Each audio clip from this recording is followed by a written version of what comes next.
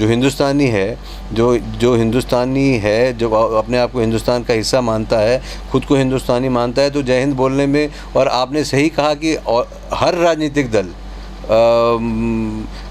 चाहे वो किसी भी सोच का, विचारधारा का हो, उसमें आम तौर पे जब भाषण ख़त्म करते हैं तो जय हिंद का नारा देते हैं, पर यहाँ नहीं होता। मैंने बुखारी साहब से भी कभी नहीं सुना, मैंने उनके अन्य सीनियर नेताओं से भी नहीं सुना, और कभी मुझे लगता नहीं कि और भी कोई जो नेता हैं कुछ करते होंगे, बट यहाँ मैंने इस चीज़ का अभाव देखा। कई दफ़ा हमने भारत माता की जय की बात सुनी है, उसमें कई मुस्लिम नेताओं को आपत्ति होती है, क्योंकि वो भी उस समय जब अल्ताफ़ साहब आते थे खुद, तो कुछ लोग एक मैनेज कर लेते थे एक नकली शो, और कुछ लोगों को ज्वाइन करा दिया, कुछ को ऐसे कर दिया, और वो उनको दिखा के वो चले जाते थे। दिशा विहीन राजनीति चल रही थी, और सिर्फ चमचागिरी की और खुश करने की राजनीति लीडर्स को वहाँ चल रही थी, और बार बार लीडरशिप के नोटिस में लाने के बाद भी जब हमने महसूस किया कि लीडरशिप शायद जम्मू खित्ते को लेके सीरियस नहीं है, तो हमने ये बेहतर समझा कि हम इस पार्टी से बाहर आ जाएं। बाद में ये महसूस हुआ कि कश्मीर में, जम्मू में वो लिमिटेड रोल प्ले करना चाहते थे, बहुत लिमिटेड रोल प्ले करना चाहते थे, और उनकी कंसंट्रेशन जो थी वो कश्मीर में थी। और फिर जो रोज़मर्रा के मामले थे, जो संगठन को लेके मामले थे, उन पे भी जो आदेश आते थे, जो फैसले आते थे, वो श्रीनगर से आते थे। जम्मू की लोकल लीडरशिप जो थी, जितनी भी, उसको कंसल्ट नहीं किया जाता था। पार्टी के पास पोस्ट सब खाली पड़ी हैं, भरने वाला कोई नहीं, आदमी कोई नहीं, डिस्ट्रिक्ट प्रेसिडेंट नहीं, ब्लॉक प्रेसिडेंट नहीं, बूथ प्रेसिडेंट नहीं, प्रोविंशियल टीम आदि खाली, जो सेल्स हैं सब खाली, बिना किसी टीम के। तो वो एक ऐसा लगता है एक टेम्प्रेरी अरेंजमेंट जैसे किया होता है ना, जैसे हम कई दफ़ा देखते हैं, कई कंपनियां आती हैं, वो टेंट लगाती हैं बड़े बड़े, फिर अपना सामान बेचती हैं और चली जाती हैं, फिर टेंट भी तो फिर बाद में ढूंढते रहते हैं लोग। नमस्कार, जेके अपडेट में आपका स्वागत है। मैं हूं अश्विनी गुप्ता। दोस्तों, जम्मू कश्मीर में जो सियासी हलचल मौजूदा समय में चल रही है, उसमें अगर देखें तो अगर एक दल जम्मू में अपनी जड़ें मजबूत कर रहा है, तो वहीं दूसरे दल की जम्मू से जो जड़ें हैं वो छूटती जा रही हैं। हम बात कर रहे हैं अपनी पार्टी की। अपनी पार्टी जिस प्रकार से कुछ दिन पहले पूरे महिला विंग ने अपनी पार्टी से रिज़ाइन कर दिया, उसी प्रकार अपनी पार्टी के अगर जम्मू खित्ते की बात करें तो सबसे बड़ा चेहरा जो विक्रम मल्होत्रा थे, वो आज इस पार्टी को अलविदा कह चुके हैं। अपनी पार्टी में महासचिव के पद पर तैनात विक्रम मल्होत्रा ने अपनी पार्टी क्यों छोड़ी, क्या कारण रहे, उसी से बात करने के लिए हमारे साथ यहाँ पर मौजूद हैं विक्रम जी। विक्रम जी, जेके अपडेट में आपका बड़ा स्वागत है। ये बताएं कि क्या कारण, क्या वजह रही जो आपने अपनी पार्टी को अलविदा कहा है? देखिए, बहुत सारे कारण थे जो बहुत समय से पनप रहे थे, और हमारी ये कोशिश रही कि शायद लीडरशिप उन चीज़ों पे ध्यान दे, और जो रास्ता आने वाला आगे है, चुनाव आने वाले हैं, उसको सीरियसली ले, और पार्टी की जो फंक्शनिंग है उसको दुरुस्त करने की कोशिश करें। और चूँकि हम फील्ड के लोग हैं, ज़मीन पे काम करने वाले लोग हैं, तो हमारे को उसमें ज़्यादा कंसर्न था, इसलिए कि पार्टी की जो गतिविधियां थी वो केवल दफ्तर तक सीमित रह गई थी, और वो भी उस समय जब अल्ताफ़ साहब आते थे खुद, तो कुछ लोग एक मैनेज कर लेते थे एक नकली शो, और कुछ लोगों को ज्वाइन करा दिया, कुछ को ऐसे कर दिया, और वो उनको दिखा के वो चले जाते थे। एक जो ग्रास रूट लेवल पे पेनिट्रेशन थी पार्टी की, वो नहीं हो पा रही थी, और बहुत समय से हमने उनसे कहा कि एक रोड मैप जो है वो पार्टी का के पास नहीं नज़र आ रहा है। हर राजनीतिक दल के पास एक रोड मैप है, केवल लोगों को ये बोल के कि हम अलग राजनीति करना चाहते हैं, नई राजनीति करना चाहते हैं, बात नहीं बनती। आपको अपने कैडर के लिए एक रोड मैप चाहिए होता है, और एक मैनिफेस्टो लोगों के लिए चाहिए होता है, जिस पे लोग आपको वोट करते हैं, और एक सोच दिखानी पड़ती है। जब नई पार्टी बनी तो लोगों को अल्ताफ़ साहब से बहुत उम्मीदें थी, उनको लगा कि एक नई सोच की पार्टी आई है, और आपने देखा कि बहुत सारी लोगों ने जम्मू में उसको ज्वाइन किया, और बहुत लोगों की मेहनत थी उसके पीछे, और वो सारा कैडर जो है वो धीरे धीरे बिखरता गया, क्योंकि उनके पास दिशा ही नहीं थी, कोई दिशा विहीन राजनीति चल रही थी, और सिर्फ चमचागिरी की और खुश करने की राजनीति लीडर्स को वहाँ चल रही थी और बार बार लीडरशिप के नोटिस में लाने के बाद भी जब हमने महसूस किया कि लीडरशिप शायद जम्मू खित्ते को लेके सीरियस नहीं है, तो हमने ये बेहतर समझा कि हम इस पार्टी से बाहर आ जाएं।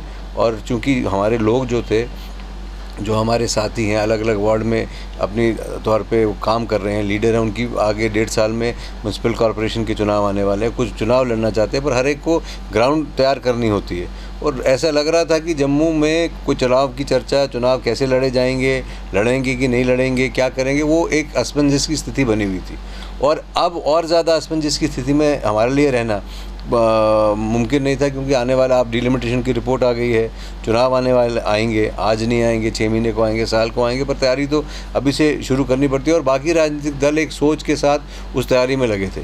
शायद कश्मीर में कुछ तैयारी चल रही हो तो मुझे उसका पता नहीं, पर वहाँ भी बहुत सारे साथियों से हमारी बात हुई, उनका भी ये मेजर कंसर्न ये था कि एक पॉलिटिकल रोड मैप, एक वर्किंग रोड मैप वो पार्टी में मिसिंग था।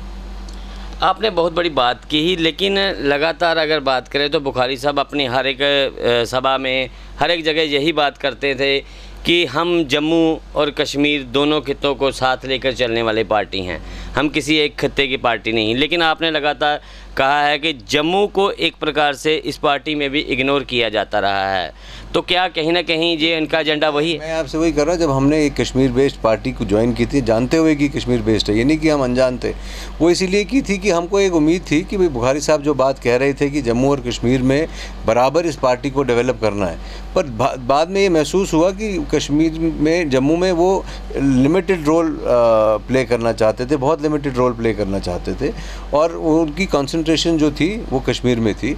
और फिर जो रोज़मर्रा के मामले थे, जो संगठन को लेके मामले थे, उन पे भी जो आदेश आते थे, जो फैसले आते थे, वो श्रीनगर से आते थे।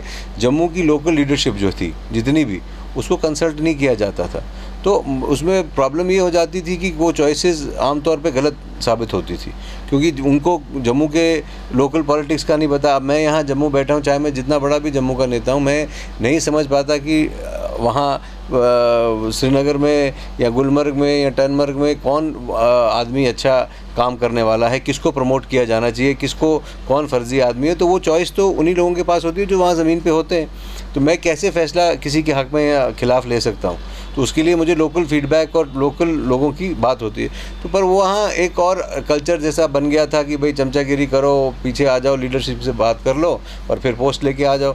तो वही कारण आज है कि पार्टी के पास पोस्ट सब खाली पड़ी हैं, भरने वाला कोई नहीं, आदमी कोई नहीं, डिस्ट्रिक्ट प्रेसिडेंट नहीं, ब्लॉक प्रेसिडेंट नहीं, बूथ प्रेसिडेंट नहीं, प्रोविंशियल टीम आदि खाली, जो सेल्स हैं सब खाली, बिना किसी टीम के। तो वो एक ऐसा लगता है एक टेम्प्रेरी अरेंजमेंट जैसे किया होता है ना, जैसे हम कई दफ़ा देखते हैं, कई कंपनियां आती हैं, वो टेंट लगाती हैं बड़े बड़े, फिर अपना सामान बेचती हैं और चली जाती हैं, फिर टेंट भी तो फिर बाद में ढूंढते रहते हैं लोग। पर ऐसा एक परमानेंट इलाज, जो परमानेंट पार्टीज़ होती हैं, जिनको लंबी राजनीति करनी होती है, उनकी सोच और उनका कार्यशैली वैसी ही होती है। तो वो जब हमको एहसास हुआ, और अब आप सोचेंगे कि एहसास आज ही क्यों हुआ इतनी देर बाद, वो क्योंकि समय लगता है। 2 साल तो बीच में, 2 साल पार्टी को बने हुआ, 1.25 साल तो कोविड ने खा लिया, तो इतनी गतिविधि और एक्टिविटी हुई नहीं।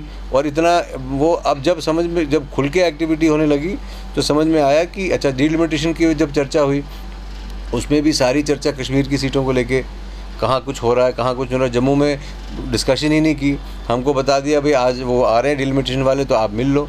तो वो क्या हमारी कुछ नेता जम्मू बेस्ड थे, कोई सांबा के थे, कोई किसी की अपनी इश्यूज़ थे, कोई कॉन्स्टिट्यूंसी में एरियाज़ के लिए बात करना चाहते थे। तो टोटल फोकस जो था वो वहीं पे था। और उस सूरत हाल में मुझे महसूस हुआ कि हमारे अपने लोग जो हैं, हमारे जो कार्यकर्ता हैं, वो सफ़र कर रहे थे और वो उनको आगे का रास्ता नज़र नहीं आ रहा था। इसलिए उन्होंने भी कहा हमसे कि आप कोई ऐसा फ़ैसला लें जिससे कि हम आगे की राजनीति जो है वो कर सकें। लगातार एक बात उठती रही है कि जो बीजेपी की बी टीम अपनी पार्टी को कहा जाता रहा है, तो क्या आपने भी कुछ ऐसा महसूस किया पार्टी में रहकर? अब ABC टीम, देखो मैं आपको एक बात बताऊँ, ये बातें कहने की हैं।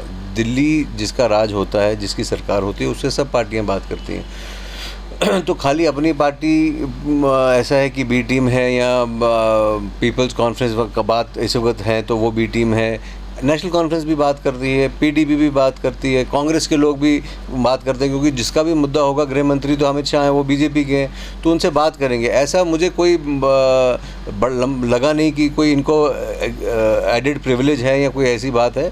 एक संगठन के तौर पे इनको काम करना है। वो जब संगठन खुद ही काम करना ना चाहे या ना कर रहा हो, तो वो मुझे ऐसा कुछ ये कहने की बातें हैं कि बी टीम है, सी टीम है, पर ज़रूर हम जब बने, बलताफ़ साहब ने एक बड़ा कदम उठाया। जब कश्मीर में राजनीति स्थगित थी, बातचीत नहीं हो रही थी, कोई आगे नहीं आ रहा था, अल्ताफ़ साहब ने वो हिम्मत करी, और जाहिर सी बात है वो बात करके दिल्ली ने भी कोशिश की होगी कि कोई आगे आए, और वो उस वक्त देश हित में उन्होंने कदम उठाया, इसलिए हम भी उनके साथ गए। उसके अलावा कोई ऐसा फ़ायदा उनको मिला हो या संगठन को मिला हो बीजेपी के करीब होने का, वो मुझे नज़र नहीं आया।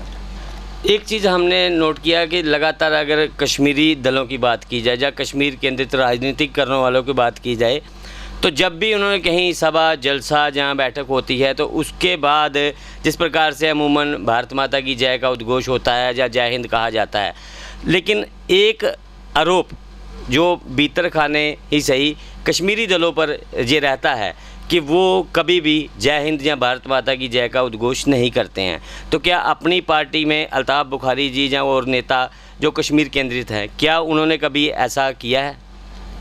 मैंने सुना नहीं कभी, और मैं आपसे बताऊं, ये चीज़ बहुत पीड़ा देती है। कई दफ़ा हमने भारत माता की जय की बात सुनी है, उसमें कई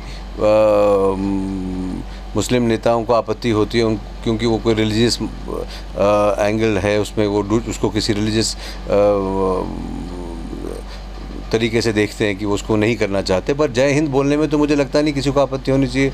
जो हिंदुस्तानी है, जो हिंदुस्तानी है, जो अपने आप को हिंदुस्तान का हिस्सा मानता है, खुद को हिंदुस्तानी मानता है, तो जय हिंद बोलने में, और आपने सही कहा कि हर राजनीतिक दल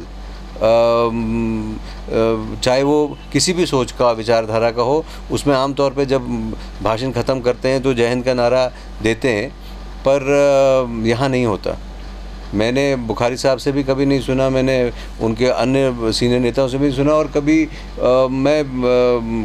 मुझे लगता नहीं कि और भी कोई जो नेता हैं कुछ करते होंगे, बट यहाँ मैंने इस चीज़ का अभाव देखा।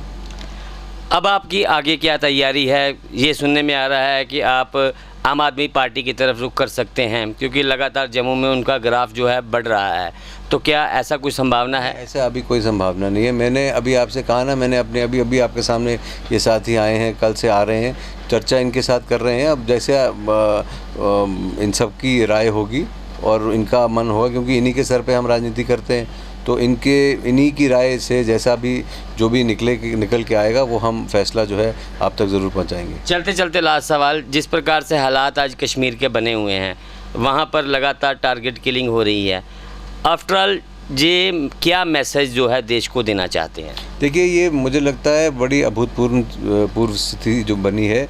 इससे पहले मिलिटेंसी तो ज़रूर रही, पर इतनी टारगेटेड किलिंग और इतने कम समय में, ये मुझे लगता है कि एक चिंता का विषय है। और आने वाले समय में अगर समय रहते इसका कोई इलाज नहीं ढूंढा गया, तो मुझे लगता है कि सिचुएशन जो है, हालात हैं, वो और भी ख़राब हो सकते हैं। और जिस तरह से यहाँ चुप्पी है, मुझे लगता है कि बड़ी दुख की बात है कि हमारी सांबा की एक बेटी, एक बहन, उसकी शहादत हुई, और एक दिन के लिए भी सांबा बंद की कॉल किसी भी संगठन द्वारा दी नहीं गई। जो संगठन बहुत अग्रणीय होते थे इस तरह की बात के लिए, बंद की कॉल कोई बिज़नेस ख़त्म बंद करने के लिए, या वो एक सिंबॉलिक जेस्चर होता है कि हम खड़े हैं उस इंसान के साथ जिसको बेगुनाह होते हुए शहीद किया गया।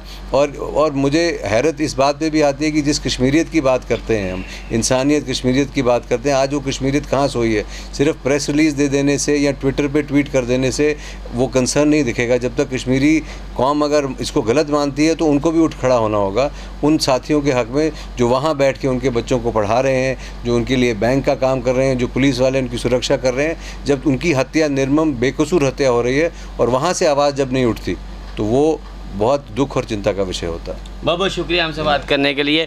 तो ये थे विक्रम मेहलोत्रा, जिन्होंने बड़े ही बेबाकी अंदाज से अगर कहें तो ये बात की है, और कहीं ना कहीं एक संदेश भी दिया है कि टारगेट किलिंग को लेकर जम्मू ही नहीं, कश्मीर को भी जो है एकजुट होना होगा। और वहीं उन्होंने अपनी पार्टी की अगर बात की तो उन्होंने बताया कि किस प्रकार से बाकी दलों की तरह ही अपनी पार्टी भी जो है वो कश्मीर केंद्रित पार्टी ही है और इसमें जम्मू के लिए कोई संभावना नहीं है। तो फिलहाल मुझे अश्विनी गुप्ता को कैमरामैन शम्मी थापा के साथ दे इजाज़त। आप जुड़े रहें जेके अपडेट के साथ।